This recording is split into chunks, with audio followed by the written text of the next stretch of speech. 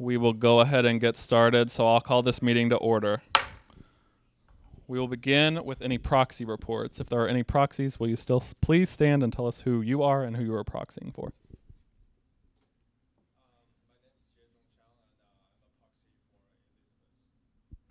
I forgot that we have microphones now. You don't have to stand, but thank you. So we will now go on to the roll call. Our Press Secretary Jenkins, standing in for Secretary Romery, will call roll. When I say your last name, just say here. Nothing fancy. Wang. Lennon. President works too. Lennon. Sheets. Daly. Lopez. Toller. Putt. Stanzakevich. Williams. Milliken. Irby. Present. Paz. Martin. Turek. Eschker. Gomer. McNulty. Calvert. Here. Furnish. Here. Carter. Diallo. Present. Waggle. Jones. Here. Reyes. Knevin. Miller. Shaw. Here. Fernando. Here. Friedland. Here. Overway. Here. And that should be it. We will now move into our introduction of visitors. So if your name was not called, I see some friends in the back. Please stand and tell us who you are and why you are here. Or well, you can use the microphones too, I guess. Make sure you hold down on the button though. My name's Henry Simler, and I applied for Purdue Student Government. I'm Katie, and I also applied for Purdue Student Government.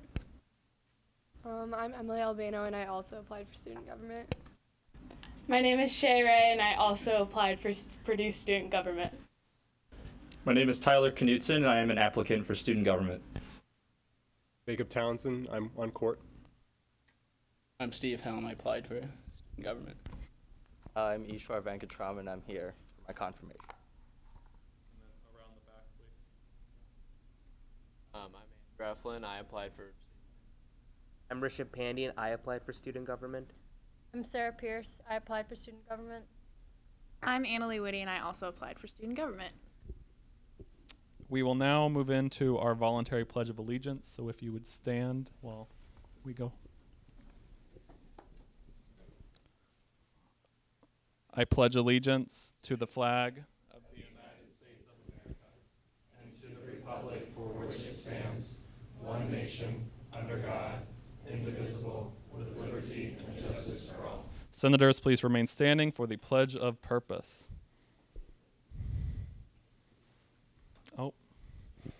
Our purpose is to be the voice of the Purdue student body, serve the needs of students in all university matters, and provide leadership that stimulates initiative, inspires excellence, and exemplifies professionalism. And above all, hail Purdue. We will now move into the approval of minutes. Are there any changes that need to be made to the minutes? Seeing none, the minutes pass as written. We will now move into executive reports. President Dinger, do you have anything to report at this time? I'm trying to think. Basically, the only thing that, or what we've been focusing on through the past week is just interviewing the new PSG applicants and working with them. And we've had some really good applicants, and I'm very excited that they're here today. But that's about it for me. From my end, other than Senate, we've started the process of forming the committee to select the new student trustee. So if you're interested in serving on that committee, please talk to Jerry and I, and we can get you on the right path for that. And now, Chief of Staff Spencer. Just as Jerry said, we're working really hard to interview applicants for PhD. It's going really, really well with that. We have interviews up until Friday, and we'll be letting everyone know shortly after. Treasurer Ternetti. So I'm also working with exec and cabinet to interview new applicants for PSG, specifically trying to find a couple of financial directors. In addition to that, still working very hard on the SOGA front. Applications close on the 9th, which is the day after tomorrow at 11:55 p.m. So tell your constituents that they should and can apply for SOGA funding for events happening from October 12th to February 28th. That application is due the 9th at 11:55. In addition, also really excited about the first reading of the budget tonight. Senior Policy Advisor Boyd. So one of the projects that I'm starting to work on is the idea of making the course evaluations publicly available to students in some aspect. So if you have any thoughts, concerns, ideas on that matter, feel free to reach out to me. Yeah, let me know if you have any other projects you need some help with. Chief Justice Hassanen. So yesterday after court, or after traffic court, the whole court got certified for athletic appeals training. So that's a new step for PSG as a whole and for court about duties that we take on. So that should be really exciting, and hopefully we don't have to use it, but it'd be interesting if we do. And then the other thing is we're still looking for ways that we can integrate court with the rest of PSG through BOD and through Senate. So if you have any ideas, please feel free to talk to me after the Senate meeting or just shoot me an email, anything like that, and I'd be happy to talk things over with you. Press Secretary Jenkins. I'm currently working on getting in contact with student news organizations as well as news organizations outside of Purdue's campus, such as the West Lafayette 18 TV network and the Journal and Courier and things such as that. And I am also filling in for Daniel Romery until he gets here, hopefully soon, because I don't know. So I'm doing my best. President Pro Tempore Friedland. So as we know, this is the first meeting, so that's really exciting. A couple of things that'll be coming up. One of the biggest is we're starting to put the planning stages together for this new program, this new campaign that we're tentatively calling Working With You. So this will be a big push from Student Senate to try to reach out to our constituents. I mean, we have something along the lines of 35 or 40,000 students in Purdue University. We can't, obviously, as a group of 30, think of all the cool ideas that we can use to improve their experience. So this will really hopefully try to help us connect with the students and work with them on that. That's my big push. Are there any advisor reports at this time? I don't have any. I do not have any either. We will move on to committee reports. Internal Affairs. Internals, so far we've been going through the governing docs. We've gotten through the Constitution and the bylaws, which it's been going pretty smoothly so far. And we're going to take a look at the standing rules next. Fun stuff. Financial Affairs. Not too much to say. Put the final touches on the budget last Wednesday and looking forward greatly to its first reading tonight. University and Academic Affairs. Can you hear me? Okay. So pretty much our committee just is kind of hitting the ground running. You know, we have a lot of things that we're working on and doing a lot of research on. Some of those things include the No Hate campaign with Lil Kane, LGBTQ Center. Still waiting on a reply for him. We're working on the proxy process, CODA reform policy. I have everyone, some people in my committee helping me, as well as I'll be working with President Denger. And then we're focusing on off-campus students as well, and enforcing the dead week policy. So those are some of the things that we're working on. I think the main thing that we've all decided we want to work on is our acceptance rate versus our overpopulation here on campus. So if you have any specific questions, that's what UAA is working on. Campus and Student Resource Affairs. Basically what we're doing, wow. Oh, I'm sorry. Okay. So CSRA is working on, our big push is going to be sustainability and recycling, and I have a meeting with the president of the Purdue Student Sustainability Council, Jackson Coleman, next week. And so if you have any questions about that, you can talk to me. We will now move into informal discussion, which I am proud to introduce the Chief Operating Officer of Purdue Research Foundation, Brian Edelman. He will be talking about the new income share agreements or backup boiler program with us tonight. So if we could welcome him, that would be wonderful.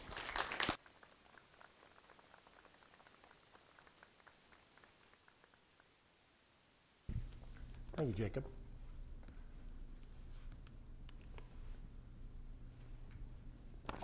Good evening. I met with the president and vice president and chief of staff on May 25th and gave them a briefing about the backup boiler program, and they suggested that it might be a topic that you'd be interested in. So that is why I'm here. I'm a Krannert grad of 1984, many years ago. Got my undergraduate degree in economics from Wabash College, a small college 30 miles south of here, all male, rowdy troublemakers.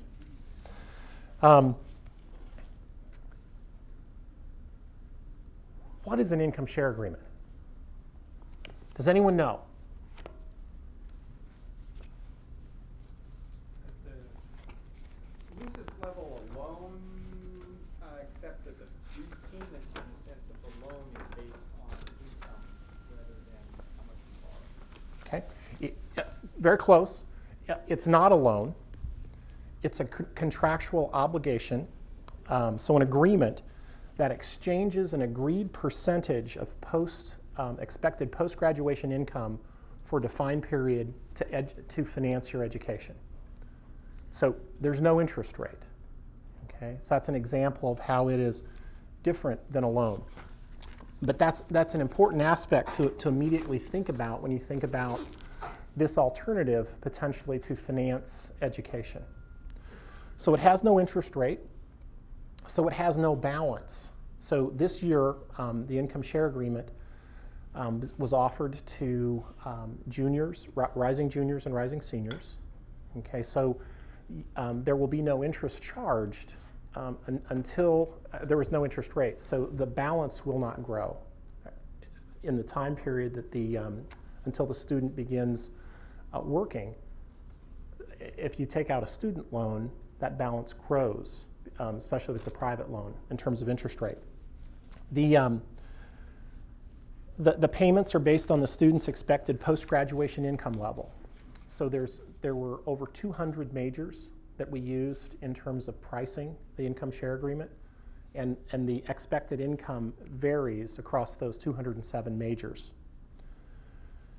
There's a minimum threshold for income.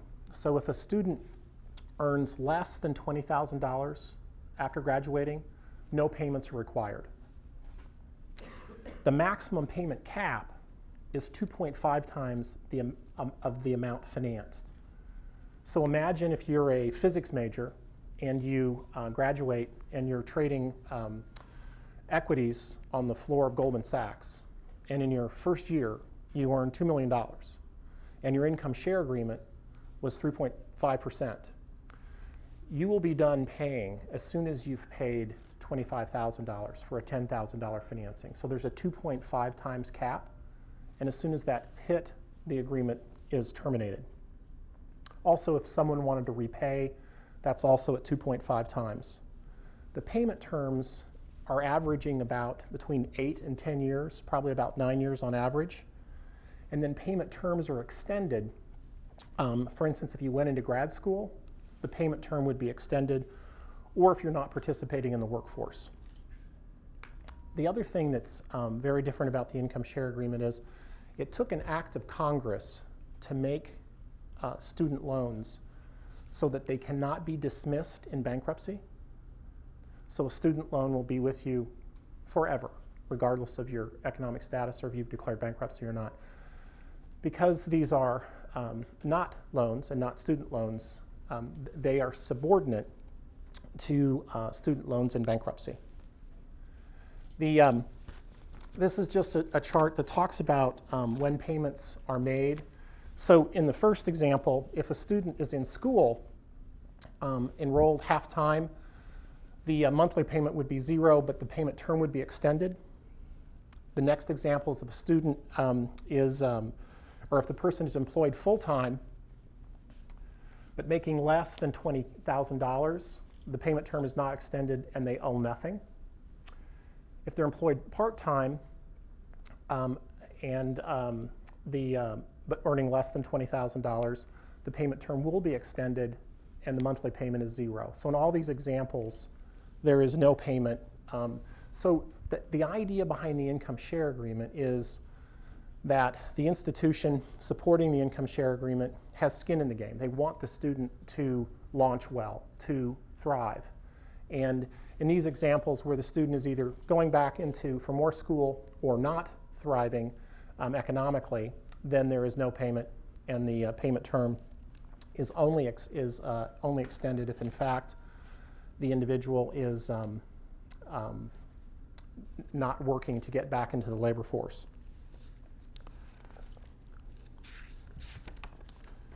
So when we spoke to students, when the financial aid office of the university spoke to students, it was very clear that this is not an alternative for every student. So only rising juniors and seniors and students then who have an alternative to finance their education when they're looking at private loans or the Parent Plus loans. In the Parent Plus loans, that's where you have a cosigner. So the student, their own economic situation is not on the line, it's their parents. In our first academic year, we did not include first years and second years. And the reason, as we thought about it, was we wanted to get on the ground and hit the ground running. And we know that the first years and the second years have a much higher probability of not graduating. They have a higher probability of changing their majors. And those of you that are comfortable with the concept of the time value of money, it'll be a long time until they would begin paying back on the contract. So those are the reasons that we chose to focus on the juniors and seniors. Many people do not like income share agreements. And the press has been pretty balanced, but there have been quite a few folks that have challenged them and are uncomfortable. And what I thought I would do is give you the greatest hits of the arguments against the income share agreement, which I have been fielding for the last 6 months.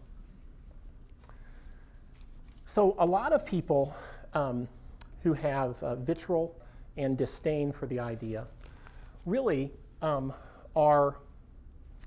a strong belief that higher education should be free.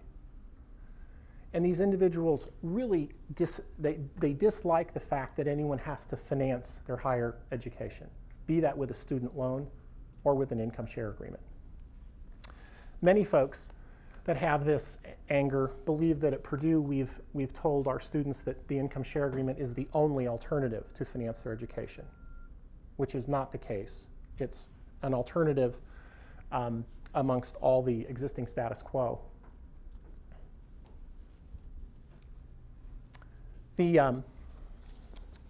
Those that are concerned about the income share agreement many times will say that this is returning us to feudalism, sharecropping, or indentured servanthood. And that disdain is really a disdain, again, for the fact that individuals do need to finance their educations, and that many people believe that higher education should be free. The income share agreement, which is not classified as debt, is much more like equity. So if you have a startup company, you finance yourselves with equity, not debt. And that's because the similarity to equity is if a company fails to start, its investors fail. In this case, if a student fails to launch or start, the investors fail. If the student or the company is extremely successful, you'll do very well with that investment in the company, or in this case, supporting the student. And then if a company declares bankruptcy, the investors will have nothing, and this is also the case with the income share agreement. The last, or one of the last real concerns is that of what I call social engineering. So the concern is that a student who may be in the humanities we'll see that the income share agreement has a lower income share percentage and a shorter time period that the person's responsible for paying if they are a chemical engineer. So the concern is that the individual in the humanities may in fact be prompted to go away from their passion and go toward an area of study that will pay more on an expected basis post-graduation. And what we think, and we're really unapologetic about this, is we want students thinking about the cost of the education. The administration is very focused on the cost of administration and of the education and keeping that low. And then also, we want students focused on the cost of the financing of that education. And we also think it makes sense when you're working through all of that to think through the post-graduation income that you may benefit from that degree. So we think that if it causes a humanities student to think about what they want to be doing as they graduate, then that's okay. And I say this as a liberal arts undergrad who in the recession of 1982 could not get a job and did need to go get a master's degree. Lastly, the last question here is many people believe the income share agreement will only be offered to students that have high wealth or from families with high income. This fall, it looks like we're going to have about 140 students that are going to finance with the income share agreement alternative at about $14,000 per student. We have over 70 majors that are participating in those 140 students. And when we talk about the tens of thousands of students at Purdue, one of the things that's important to think about is how many students that are juniors and seniors finance with private debt? 1,400. How many students finance with Parent Plus loans? 2,600. So the 140 students that we think we're going to have this fall is either 10% of the private loans or 3.5% of both of those types of loans. We don't yet know because we don't know what their alternatives are. But anecdotally, we know several of the 140 students, their alternative to the income share agreement was not attending.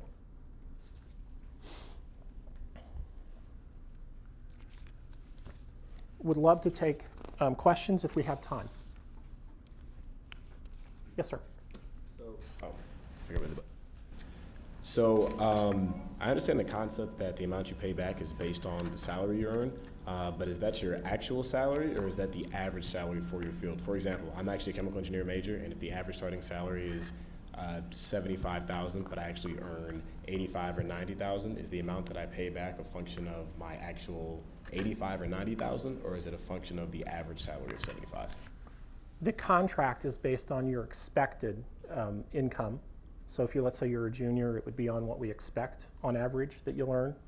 Your payment will be what you actually are earning from your income. Okay. Yes. How do you deal with situations where a student might have a minor or a second major and possibly in two different colleges where they might have different terms based on two different degrees that they're getting? I believe we asked them to declare the major that they want the agreement financed on. But let me ask, I've got the CFO of the foundation and the chief investment officer of the foundation here with me. Do either of you guys know the specific answer? I believe that's correct. Okay. We asked the student to declare a major that they want the instrument priced on. Pick the highest. Right. Yes, sir. So you talked about how you currently have 140 students in the program. Is that all of the students that were interested? Did you have to turn some away? And if that is, you just guys got 140 interested students, which is great, how much more are you looking to scale up the program? Great question. We had a little over 400 applied. I think many were interested in learning more about the program. We had about 40 that we did not approve because we do not look at credit score. But we look at credit event. So if a student has had a bankruptcy, or if they have a non-payment or late payment on their credit history, we then have denied them. The expansion We are going to take a look at refinancing existing student debt and see if we think that makes sense. And then we are going to also try to look at sophomores or second years and determine if that can work economically. We think that first years and second years will only work if we have donated capital. The other expansion that we're working on is that many Purdue donors and supporters of the university are interested in the program and are interested in donating capital to finance it. And we're trying to think through how then we would price that agreement to students if it was based on donated capital. All right? Yes, sir. You asked a good question earlier. You said that you turned about 40 students down. Mm-hmm. If you had 140 and you had 400 applicants, did other applicants withdraw? Or what happened? They chose not to progress. So as they go through the process, they'll apply. They may drop out at that stage. We will approve them, and they receive a disclosure. They then need to be certified by the financial aid office, like anyone who would be getting financing, whether that would be a loan or the income share agreement, because we want to make sure it's the right amount that they in fact need. Some drop out at that stage. After they've been certified and they receive their final disclosure, they have 3 days to decide if in fact, after they've signed the agreement, if they want to keep that agreement. We had some drop out at that stage. And so I think of it as a funnel that we've really worked through. And we had no idea what that would look like in this first year. Yes, sir. So I have a clarification on the major question that was just asked. Okay, I have two majors, and let's say I'm part of this program. My first major is information technology, and my second major is video effects compositing. According to this program, I use my information technology major. Let's say in the end I end up getting a job in the video effects industry. How would that apply? Would I still be covered? It would absolutely. You would have a good contract in standing, and when your income is verified, your payment at that stage would be based on the amount of your income, regardless of what you're doing. You could be doing interpretive dance, and you're good to go. Yes, sir? Is it possible for investors to trade ISAs between each other? Not today. When we started the program, we thought about the peer-to-peer or person-to-person model, where the investor would make the direct investment into the student. And the regulatory requirements to do that are like subparticle physics. It was way too challenging for us to do. So what we have is a pool of money that is making the investment in the pool of students. Does that answer? Yeah. Okay, all right, good. Yes, sir. So you mentioned earlier that you took into account credit events when vetting the applicants. Do you take anything else into account, say family income, criminal record, anything else? What's the vetting process like for applicants? This is where it's more than a slogan in terms of back-a-boiler. When President Daniels was looking at information about Purdue students, on average, they pay back their student loans. They graduate, and they earn above average incomes. And that is someone that you'd want to back financially. So we don't look at anyone's zip code. We don't look at parents' income. We don't look at their income. If they are a student in good standing with the university, rising junior or senior, and have not blown up their credit, they are eligible. Yes, sir. So what other things do you look for when you're selecting someone other than their credit? It's that list of in good standing, junior, senior, and you haven't blown up your credit. It's a very thin underwriting process. So we do believe that being a rising junior or senior at Purdue has with it a lot of meaning in terms of our underwriting is all of the steps and decisions that have been around that student that have gotten to that point in their life, primarily. Yes, ma'am. I can. So I know you don't consider freshmen and sophomore just because of higher chances of dropping out, not to mention things like not picking their majors, but are you guys willing to in the future start considering freshmen and sophomores that are part of accelerated programs or direct admit programs, because then most likely they have a higher number of credits coming in, so they're graduating earlier, not to mention they are it's about the certainty that you'll get with juniors and seniors in terms of being sure about their major and very unlikely to drop out because they are in accelerated programs. Did everyone hear that? The answer is we're going to have to think about those things. I think that the keep it simple approach we took to underwriting the juniors and seniors may have to be more complex with the first year and second year students.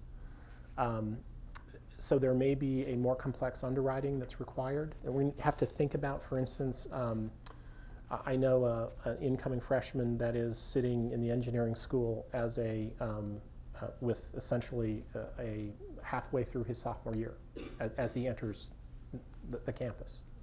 So there's things like that we're going to have to take into account and think through.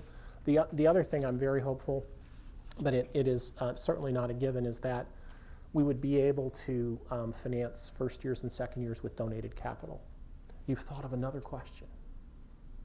I do have a slight follow-up. Yes. Are there any rules or are there any guidelines considering seniors that are staying the extra year? Because that is an issue in terms of that'll probably affect their chances or their likelihood of getting a job within the field that they got a degree in, as well as in terms of like.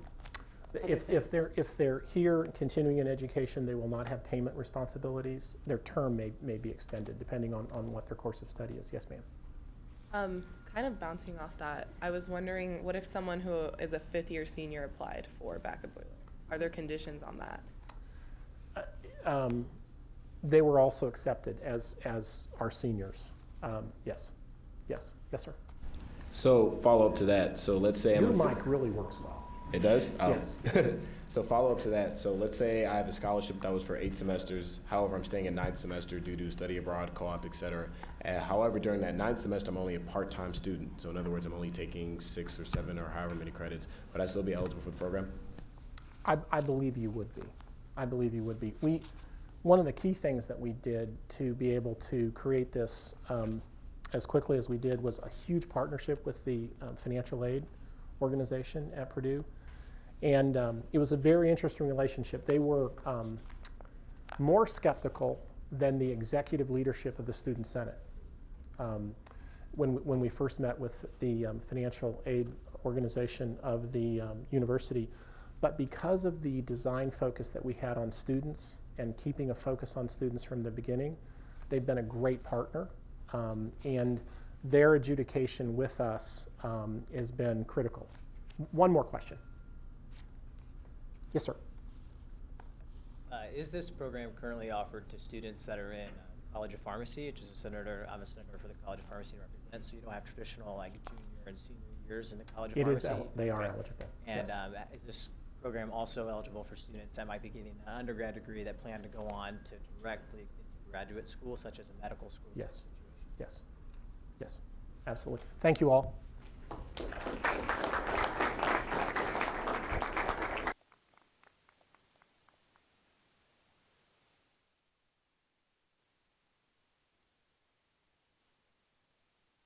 Now move into swearing in of new senators.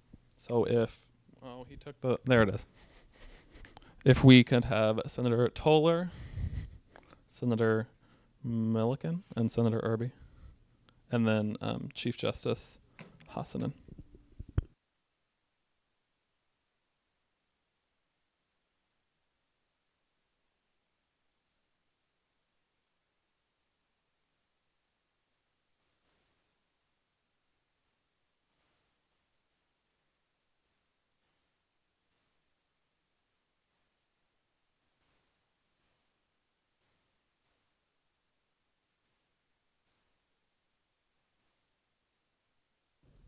Hello? Okay, cool. So please repeat after me and raise your right hand.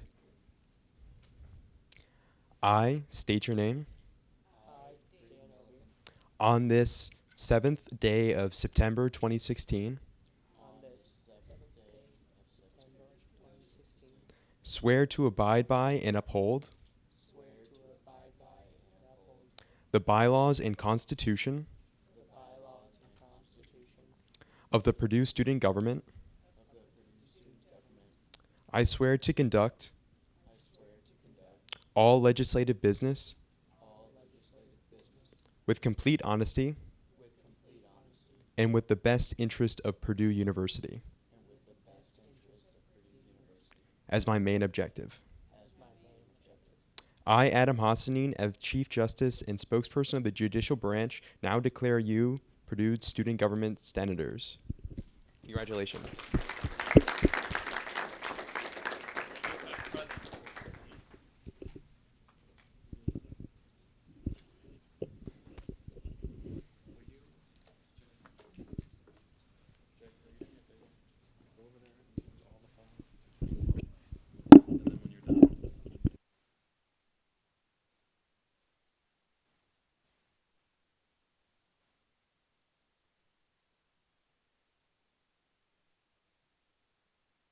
Technical difficulties, but Press Secretary Jenkins will be taking care of that. So we will now move into old business. Is there any old business to attend to? Seeing none, we will move into new business. Is there any new business to attend to? Senator Calvert. I motion to bring up Bill 1621. Second. It's been properly moved and seconded to bring up Bill 1621, Early Fall Semester Budgetary Procedures. This bill is amendable, debatable, and requires a majority vote. Senator Friedland, would you like to start? I would, thank you very much. So I addressed this in cabinet, but essentially because of events of 2 years ago, last year we put into place fall spending procedures. Kind of just make sure that cabinet over the summer, when there isn't really any Senate oversight, doesn't go crazy with spending and really bring some of that oversight of FA into the picture. Unfortunately, that piece of legislation specifies only summer months. And we're in that weird kind of time period between summer months and the time of the second passage of the budget, where we don't officially have a budget and cabinet is still kind of a little more free to spend money however they want. Now, I do want to give I want to express my extreme gratitude towards our current cabinet. They've stuck with the current summer legislation, but in my opinion, they didn't need to because of the legislation specifying only summer months. This will really address that. This just pushes the timetable of that oversight up until when the budget is passed. Is there any other discussion on this bill? Seeing none, we will move to a vote. All those in favor of Bill 1621, please raise your name placards. All those opposed, same sign. Abstentions? By a unanimous vote, Bill 1621 passes. Is there any other new business? Senator Diallo. It's been properly moved and seconded to bring up Bill 1622, Executive Director Appointment, Strategic Planning and Assessment. This bill is amendable, debatable, and requires a majority vote. Is there any discussion on the floor at this time?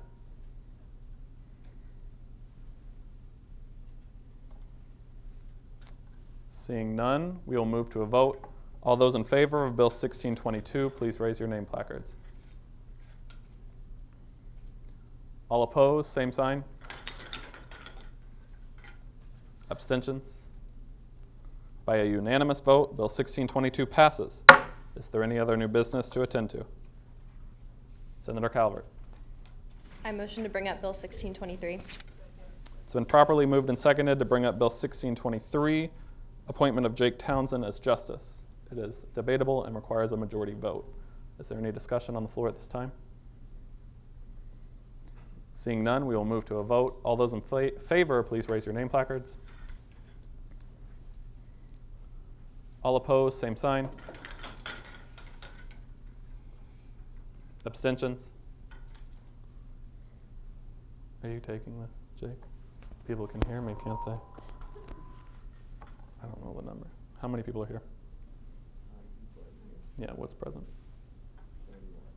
By a 29, 1-1, Bill 1623 passes. Is there any other new business to attend to? Senator Martin. I move to bring up Bill 1624. It's been properly moved and seconded to bring up Bill 1624. It is amendable, debatable, and requires a majority vote. I will be passing the gavel to Senator Friedland at this time because I authored this bill. So, Sam, you may come to the front.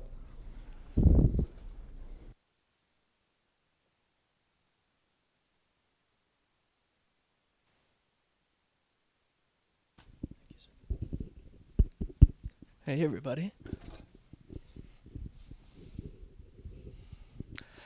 Yes, Vice President Getty. So, as you guys may have talked about in caucus, I don't know, I'm not there anymore, and it's sad, but it's fine. I wrote this bill with Donnie over the summer, and we've talked it through with a lot of people. Our main ideas around this were that a lot of bills that we saw last year may not have been necessary to hit the floor, or may have needed a little bit more fleshing out before they did come to the full Senate. We wrote this now requiring a bill to go through a committee unless authored by the president, student body vice president, or president pro tempore. So getting the blessing of that committee basically to be heard on the floor. I feel like this will flesh out a lot of those bills that may not be up to snuff to come in front of Senate or may not be ready quite yet. So that was our main thoughts. I'm going to let you guys debate it because it is completely your prerogative. So have at it. Is there any other discussion on the floor at this time? Yes, Senator Diallo. Just have a clarification. Say it gets to the committee and they can't decide within a month. What happens then? Is that a direct question to the author? Yes, that is the direct question to VP Getty. That's on. So you really don't have the liberty to not decide. So it does put a lot of, not necessarily pressure, but it does put a lot of responsibility in the committees. So you do have to make that decision of, do we feel this is important enough to be heard by the full Senate? If you don't, then you do have the opportunity, or there is still the opportunity for 12 senators to petition for that bill or resolution to hit the floor. So there are ways around it, just like there are ways around anything. But my answer specifically to that would be you kind of have to decide. Yes. I know it states that decisions have to be made within a month, but if there are bills that are more time sensitive than a month, is there a way that we can make sure that they get voted on before they would need to be enacted? Vice President Getty. Make sure you elect committee chairs that will put them through at a timely manner is my answer to that. If not, send it through Sam or I or Jerry and ask for a co-author. But other than that, it's at the discretion of the committee chair. So ensure that you are electing great committee chairs as we have this year. Yes. I have a direct question for Vice President Getty. What does the petition process consist of and how does it work exactly? So if it fails in committee and 12 senators feel like it just needs to be heard, those 12 senators will basically become sponsors of the bill. They'll petition to the pro temp and the student body secretary for that bill or resolution to go to the floor of Senate. So they just have to say, 12 people have to say they feel it deserves to be heard by Senate. Senator Esker.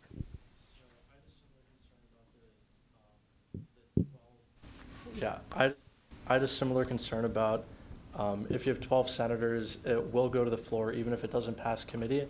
I was thinking that, so I'm going to propose an amendment to Section 1, subsection 5, to add a subpoint C, which would state if a piece of legislation has 12 senators as sponsors on it, the bill or resolution goes directly to the floor and bypasses committee oversight. Is there a second on this amendment? All right.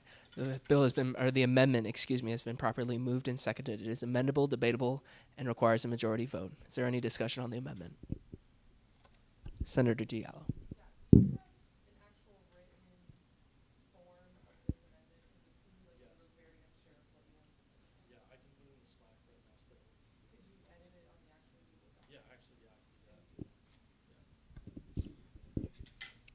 Is there any other discussion on the floor at this time? Seeing none, we will now vote on the amendment to the resolution. Oh, yes, Senator Esker. Sure. Do you move to recess? You need to move to make a Senate recess if you want that to happen.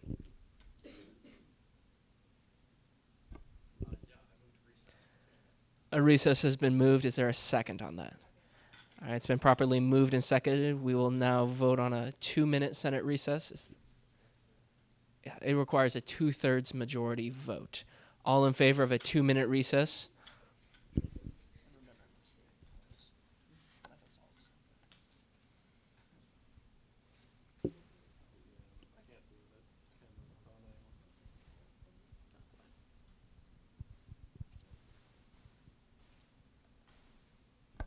Keep them up high, everybody.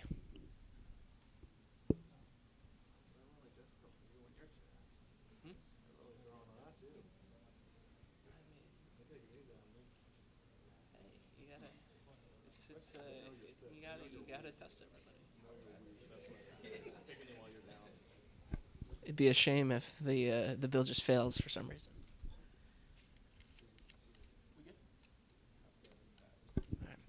All right, all opposed?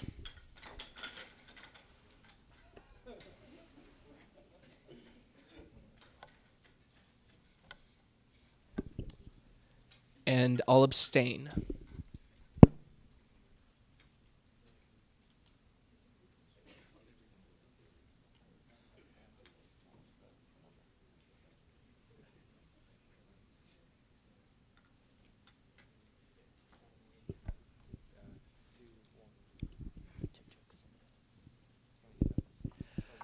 With a vote of 27-2-2, we are now in a 2-minute recess.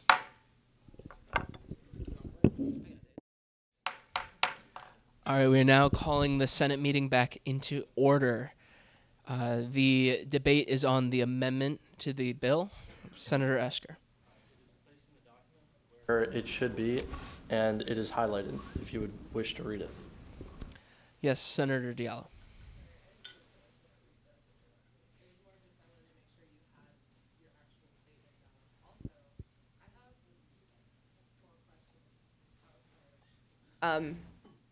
Would anyone else be opposed on fixing this and making it so that at least one of the 12 senators in this case is from the committee that it relates to?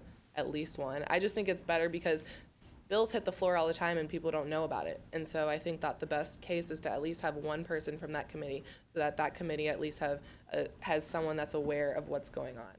I mean, that could be a possible amendment. I'm not going to amend it because I don't really know how that would go with everyone else, but I'm just suggesting it. Yes. So as it's written right now with the petition, it looks like you have to have 12 senators, and they must send that petition in to the pro tempore and the student body secretary. And so I would presume, someone correct me if I'm wrong, that the student body secretary and the pro tempore would probably let the Senate body know that it's going to be on the agenda. It'll be sent out in the agenda before that meeting. So Senator Diallo. The purpose of, going through the committees in the first place is to make sure that, we can talk and debate about it. So, but even that's just as good as sending legislation when Sam sends it out to us in an email. Like, we just know about it, but we can't answer any question. We can't ask any questions. We can't know more detail about it. And if it has anything to do with our committee, I feel like that, having another senator that's on the committee, as one of the 12 makes sense, in my opinion. But if I'm wrong, let me know, please. Senator Esker. So I definitely see what you're saying. The one concern that I have with that is when it goes to committee, it would bypass committee, in which case, so if you had 12 sponsors, it would bypass committee, in which case the pro temp would never say which committee. So you wouldn't really know which one person to have it from.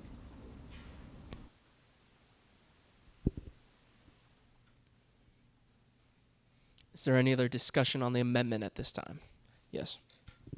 So I agree with what Sam has just added. This is almost 0.5 subsection C is almost a check against the power that is being granted to the committees. So to include the committee in a check that is almost, I don't want to say against them, but that questions our power, I think would be kind of going against what we're doing right here. Senator Esker. Just a final thing to add. I think that this is helpful, especially for bills where it might be ambiguous what committee would end up voting on it. So if you had a bunch of people from different committees that wanted to sponsor the bill, you could just push it right to the floor. Is there any other discussion on the amendment at this time? Seeing none, we will now vote on the amendment to the bill. All in favor, please raise your name placards.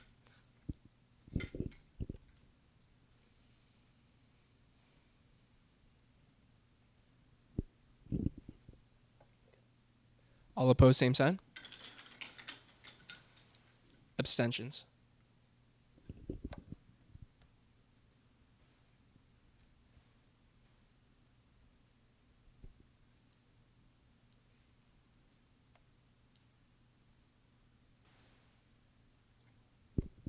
With a vote of 29-02, the amendment to the bill passes. We are now back onto the question of the bill. Is there any discussion on the floor at this time?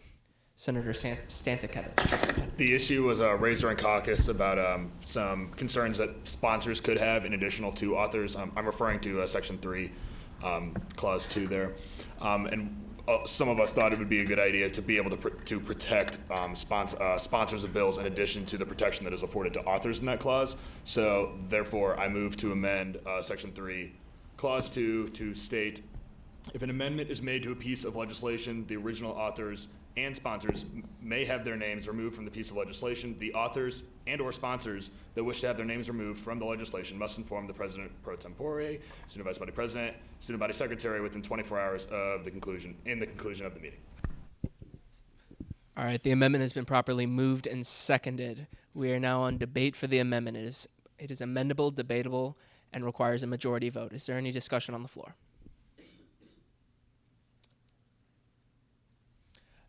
And really quickly, Senator Stantekevich, would you be able to update the Google Doc with what you said? Beautiful. All right, seeing none, we are now going to vote on the amendment. All in favor, please raise your name placards.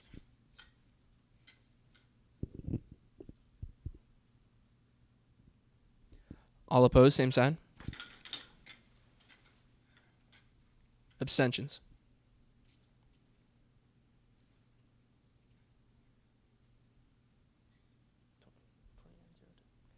All right, with a vote of 29-02, the amendment to the bill passes. We are now back on the question of the legislation. Is there any discussion on the floor at this time? Yes. So I've attended a lot of Senate meetings before, and I've seen legislation I agree with and legislation that I disagree with. But I personally don't think I've ever seen a piece of legislation that I feel shouldn't have been on the floor at all. I think this is kind of like a strange piece of legislation. Right now, the requirement is that all legislation needs to have a senator either as an author or as a sponsor in order to appear on the floor. And I think that's a really good system. I trust my fellow senators to ensure that we have really good legislation that makes it onto the floor. So I don't understand why we need this complicated process that really just makes things a little bit more difficult. Furthermore, I think it's strange that before the president and vice president were also required to have a Senate, the name of a senator appear as an author or sponsor. But now they can appear, now any legislation they write can appear without the name of a senator.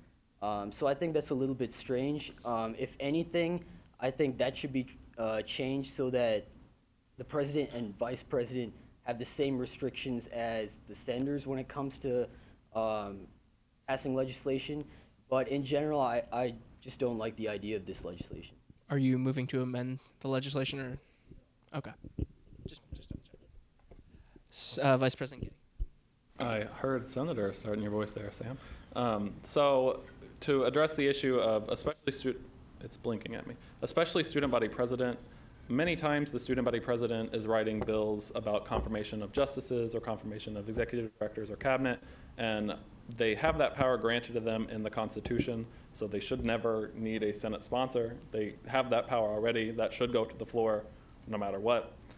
As for vice president, if you want to strike that, that's your prerogative. I put that and pro tempore in, especially pro tempore because they're the ones delegating where the bills will go to committee, just so it's not any, just so there aren't any conflicts of interest. And the vice president, as the president of the Senate, I felt had the authority, and as an elected body of the entire elected person of the entire student body, speaking for the students, had all of the authority to put bills forth in the Senate, and that is my piece on that. Senator Esker. I think one of the purposes of this legislation is, or biggest purpose of the legislation is to make sure the bills are written better before they get to the floor. It might be that all the legislation was worthy of discussion that was brought forward, but that doesn't mean that it's the best that it could have been before discussion. And I think having some oversight there might be good at that. My only concern is during this first kind of cycle, we're going to have to really get our act together in like the 2 weeks to make sure we have any legislation that passes through everything before the next session, which I think people should just try to get a lot more sponsors for this next session so that we can bypass a lot of this for the time being. All right, is there any other discussion on the floor at this time? Seeing none, we will now vote on the legislation. All in favor, please raise, please raise your name placards.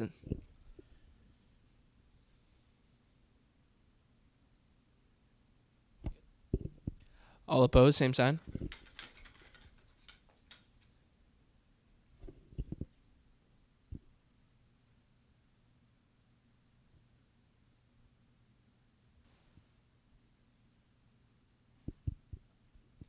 And abstentions.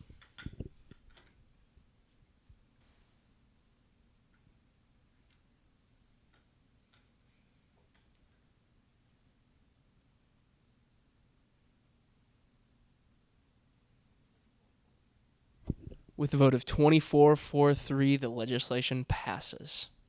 I am now going to turn the gavel back over to Vice President Getty. Thanks, everyone. This was fun.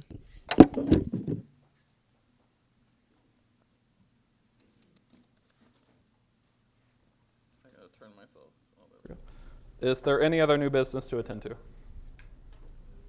Senator Calvert. I motion to bring up Bill 1625. It's been properly moved and seconded to bring up Bill 1625, 2016-2017 budget. This is amendable, debatable, and requires a majority vote over 2 readings.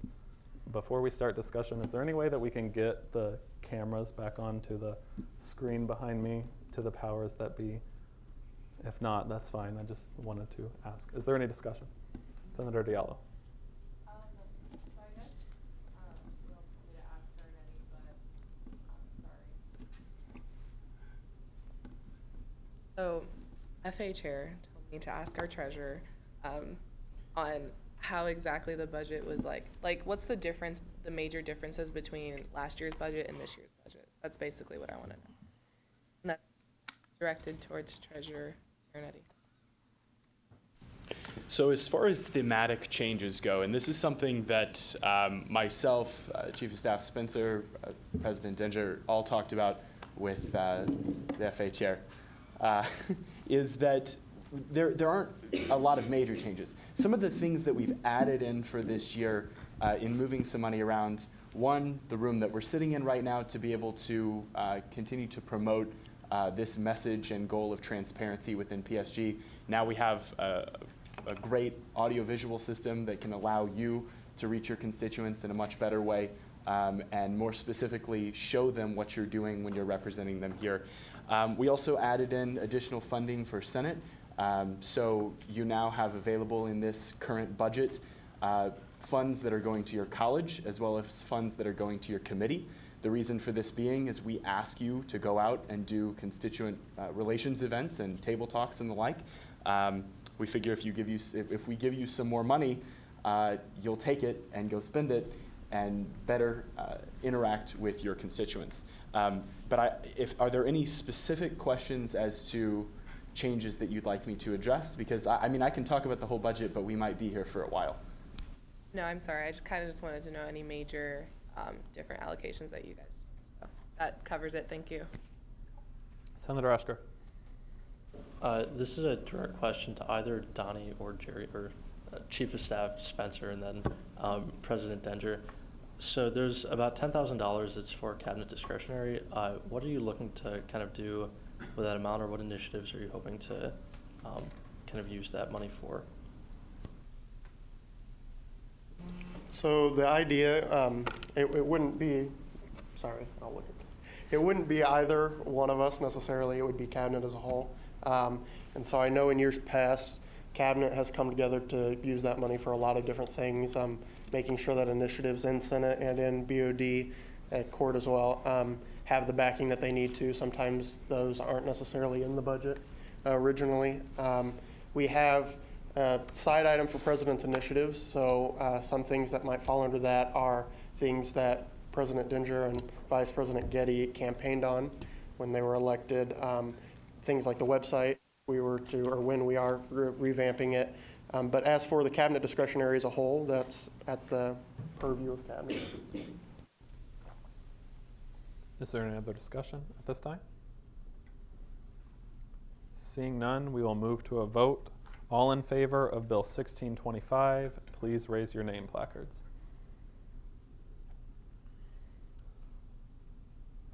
Good. All opposed, same sign. Senator Daly, are you? Okay. Any abstentions? 31. By a vote of 31-0-0, Bill 1625, 2016-27 budget passes its first reading. Is there any other new business at this time? Senator Diallo.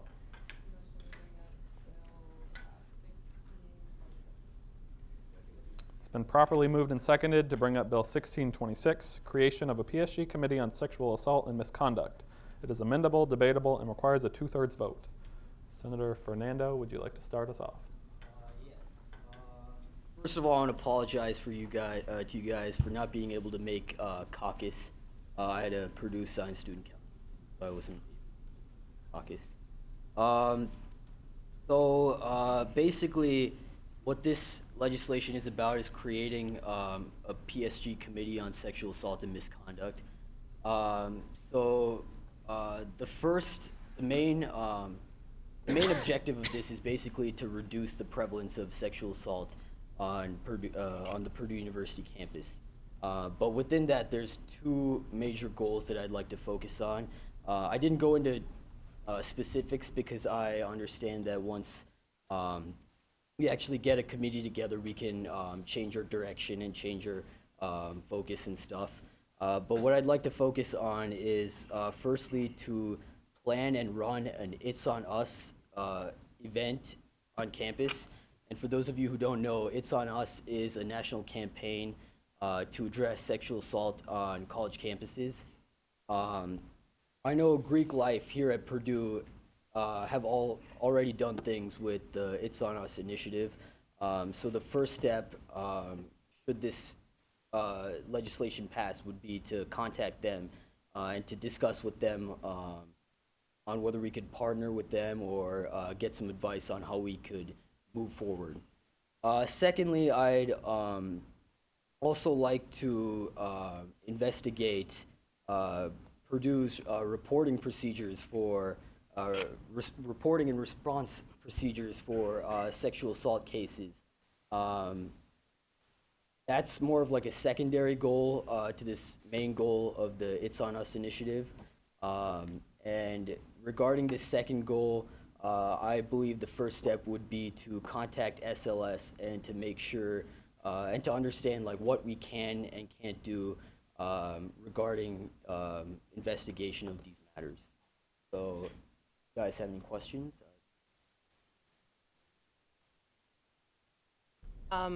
So first off, I want to start by saying I think this is a great idea. I think this committee could really do a lot, so props to you. I just had a clarifying question for either VP Getty or for Senator Fernando. Did anyone end up being able to contact our care director, Monica Bloom? I haven't contacted her yet at this point. I was actually working on this legislation, and I actually contacted the people who actually run the It's On Us campaign. And at that point, I realized that it's kind of tough to like go much further without having people behind me helping me out. So at that point, I decided maybe it might be best to actually see if I could get this going through CSTF. I understand that Jacob has some other plans for CSTF, so I decided that it might be a good idea to create this committee and to get some people working with me so that I could actually contact people and get moving on. I forwarded the bill to Monica Bloom, and I haven't heard back, so that's from my end. Is there any other discussion? Senator Williams. If possible, I'd like to yield 5 minutes of my time to a good friend of mine. To who? Tier. Make sure you press the microphone in front of you. Thank you. Oh, sorry. So I'm a third year PhD student in biomedical engineering. I was assaulted when I first got here 2 years ago. It's actually 2 years to the day yesterday. And my case was very, very mishandled. And it's really bad on this campus.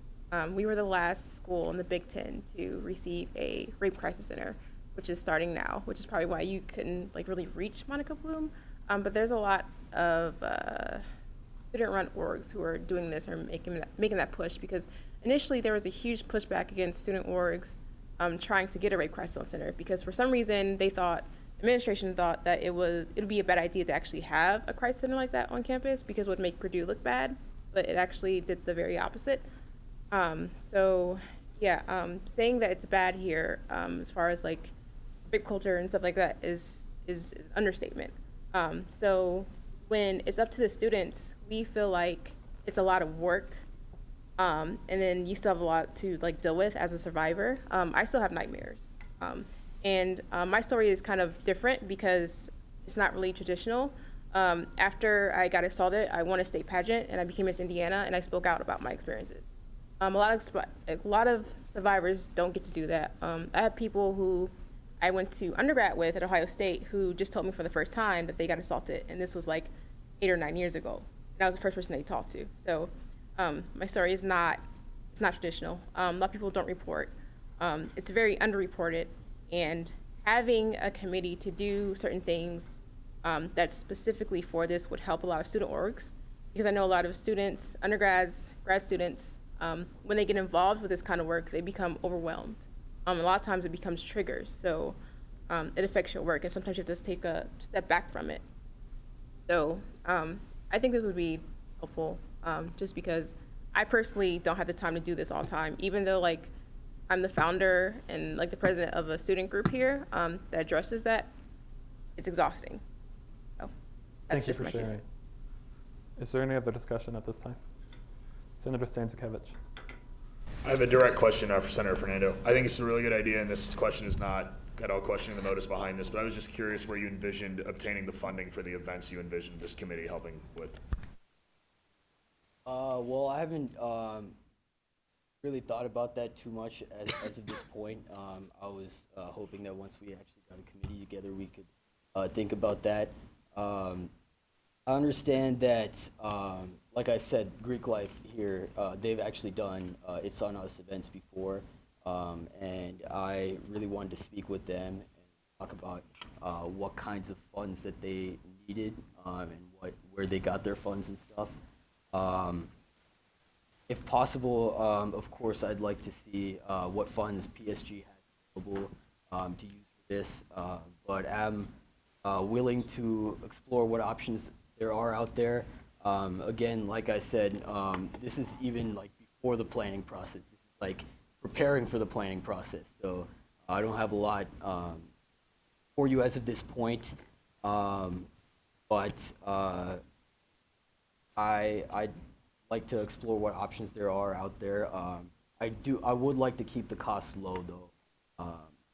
What I envisioned, kind of like broad perspective, is having speakers come and things like that. And having a speaker come wouldn't necessarily have too much of a cost, because specifically I was thinking about bringing speakers who want to speak out of their own heart, out of their own experience, rather than paying somebody to come.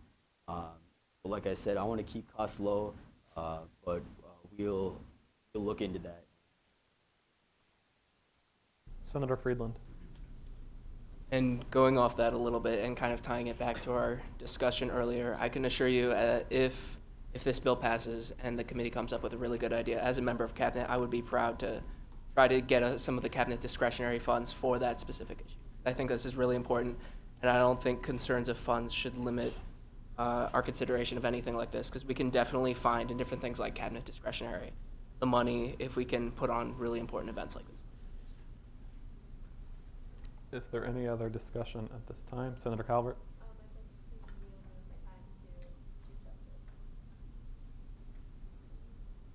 All right, thank you for that. What I will say, as well as for court, we do Know Your Rights Week. One of the days that we usually dedicate towards that is sexual assault awareness. And I will say just the amount of information that we can give to students and anything that comes from PSG is extremely helpful. And even if it is something that is low budget, or if we are able to get something that is more so in budget for the committee, I know it would be helpful just to spread awareness and to help students all around. Just because I've seen the effectiveness firsthand on how events can be helpful towards this.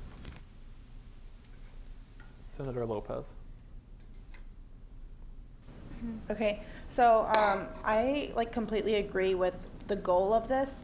I just ask that if we're gonna pass something like this, we actually follow through on it, because I think too many times in the past, things have happened where we pass things and we don't follow through on it.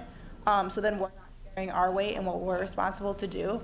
So I just ask that if this passes, which I support the idea of it, that we actually do something, because otherwise we're kind of not representing what we actually stand for.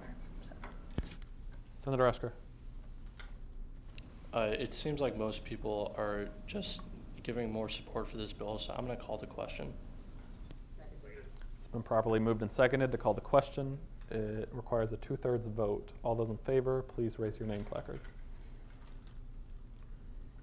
All opposed, same sign. Abstentions? By a vote of 30, 0 to 1, the call to question has been passed. We will now vote on Bill 1626, creation of a PSG committee on sexual assault and misconduct. It requires a 2/3 vote. All those in favor, please raise your name placards. All opposed, same sign. Abstentions?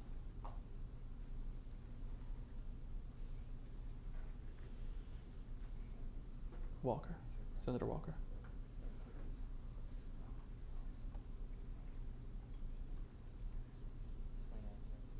By a vote of 29-0 to 2, Bill 1626 passes. Is there any other new business to attend to? Senator Huang. It's been properly moved and seconded to bring up Bill 1627, Amendment to Purdue Student Government Constitution to establish Purdue Student Government Code. It is amendable, debatable, and requires a 2/3 majority vote, as well as 2 readings. Is there any, Senator Fernando, would you like to start?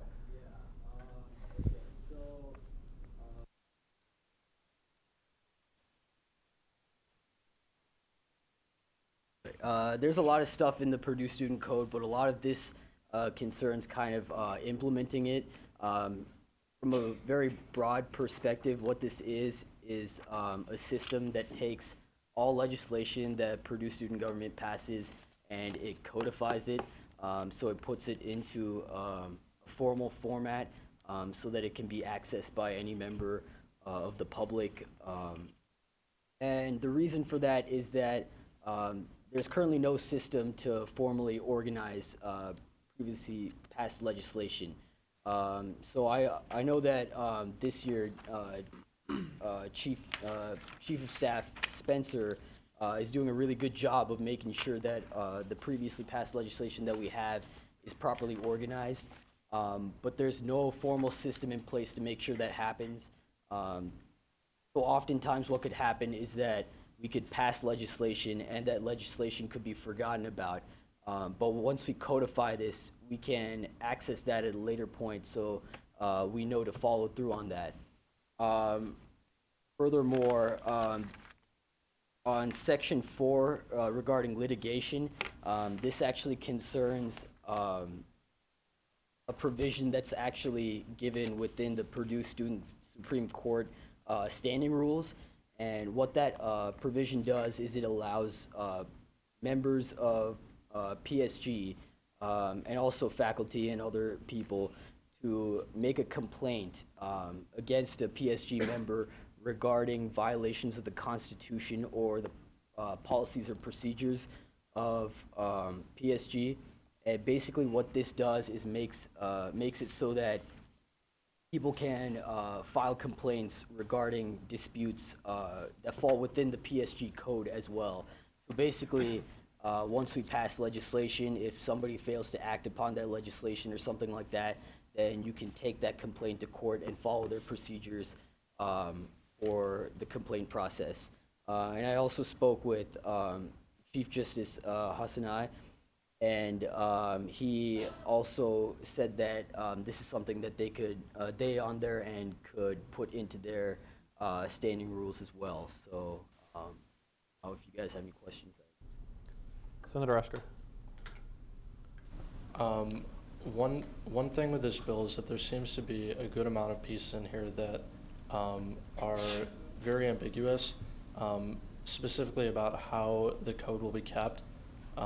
It says in digital form, but it's not really clear what that would be, or where it talks about repealing of bills.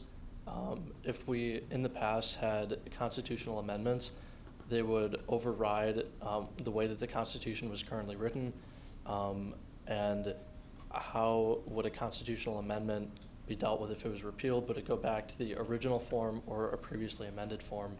Or I think that there are some things that might need to get ironed out with repealing still. I don't really have any ideas for that, though. Senator Diallo. I agree. I love the idea. You know, an electronic form of, you know, all our legislation is a really great idea. It keeps everything in order.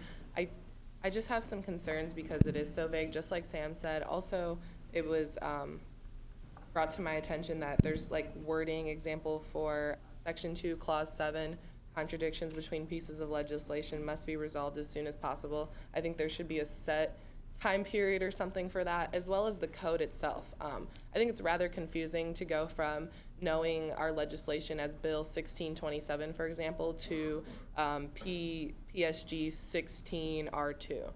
So, you know, I totally support this. I just want to make sure that, like Sam said, we iron out a lot of these details and make sure it's more clear. So I move to table this bill until next meeting. It's been properly moved and seconded to table Bill 1627 until our next meeting. This requires a majority vote. All those in favor, please raise your name placards. All opposed, same sign. Abstentions.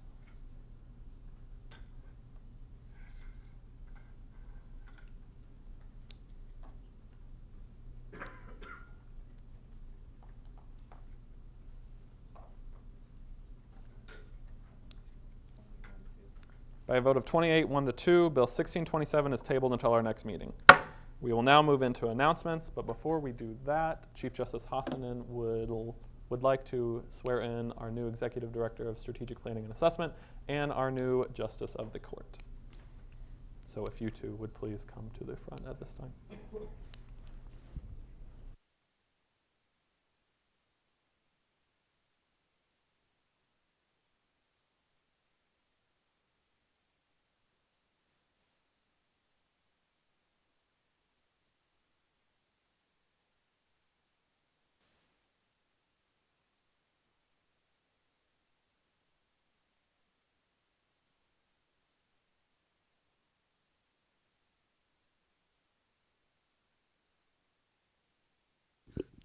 Okay, if you could raise your right hand and repeat after me. I state your name.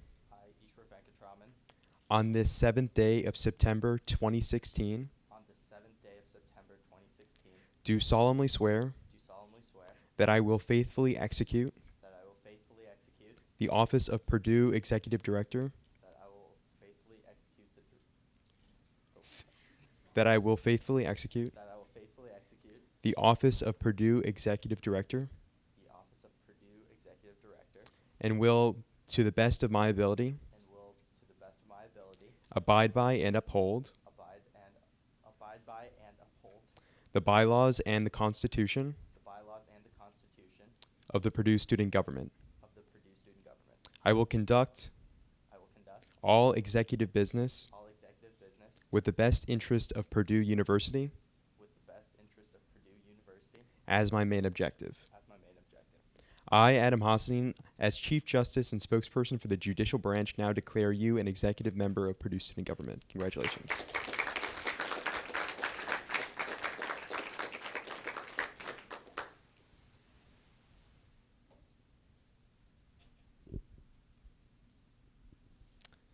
Please raise your right hand and repeat after me. I state your name. I, Jacob Townsend, On this 7th day of September 2016, on the 7th day of September 2016, swear to abide by and uphold swear to abide by and uphold the bylaws and the Constitution the bylaws and the Constitution of the Purdue Student Government. of the Purdue Student Government. I swear I swear to conduct all judicial business to conduct all judicial business with just and ethical intent with just and ethical intent in the interest of achieving a fair resolution. in the interest of achieving a fair resolution. I, Adam Hassanin, as Chief Justice and spokesperson of the Judicial Branch, now declare you a Justice of the Purdue Student Supreme Court. Congratulations.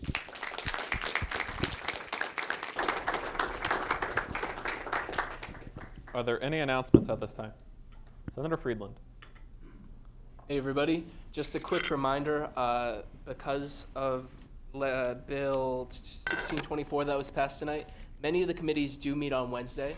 So if you have any piece of legislation that you want coming up at the next meeting, either get the 12 sponsors or try to get it in to me as soon as possible. Hopefully, if you guys get it to me before like Wednesday afternoon, I'll be able to get it to the committees, and committees, if you guys would be able to vote on it that meeting and then submit it back to me that Wednesday, we could still get everything on the agenda, or most of the things on the agenda. So just keep that in mind as you're working on things for the next week. Senator Esker. Mine's more of a question. So we tabled a bill, and now we have a different way to bring bills to the floor. Do we have to pass that bill through committee? Sam, you can field this one.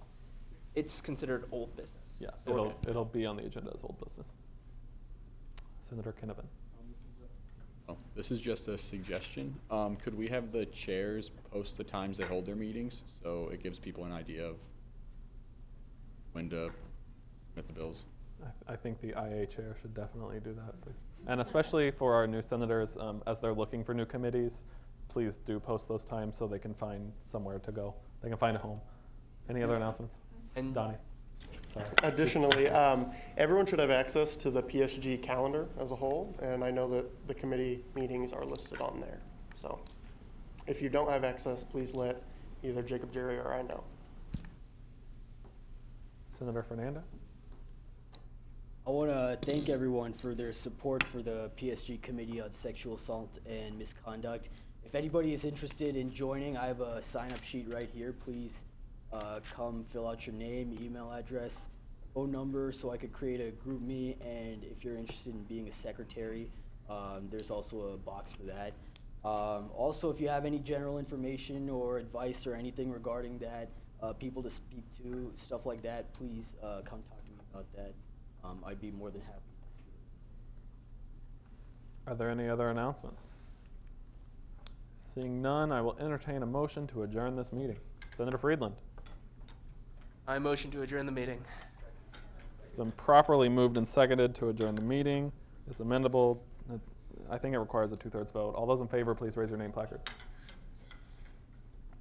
All opposed, same sign. Abstentions. By a unanimous vote, this meeting is adjourned.